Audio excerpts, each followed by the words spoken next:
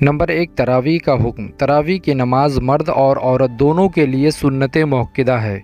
बिला उज़्र और मजबूरी के छोड़ने वाला सख्त तरीन गुनहगार होगा। नंबर 2 तरावी की नीयत। हर 2 रकात की अलग अलग नीयत करे। जैसे मैं 2 रकात नमाज तरावी सुन्नत मुअक्कदा पढ़ता हूँ, इस इमाम के पीछे अल्लाह के वास्ते मेरा मुँह क़िबले की तरफ। दूसरा 20 रकात की नीयत एक साथ। जैसे मैं 20 रकात तरावी की सुन्नत मुअक्कदा पढ़ता हूँ, 10 सलामों के साथ पीछे इस इमाम के अल्लाह के वास्ते मुँह मेरा क़िबला की तरफ।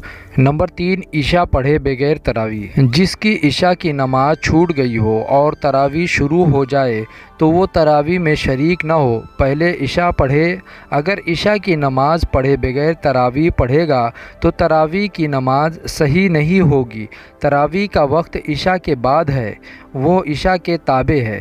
नंबर 4 छूटी हुई रकत अदा करने का तरीका। अगर किसी शख्स की तरावी की कुछ रकत छूट गई हो तो अगर दरमियान में मौका मिले तो पढ़ ले, वरना इमाम के साथ शरीक हो जाए और वित्र भी इमाम के साथ पढ़ ले, फिर छूटी हुई रकत को पूरा करे।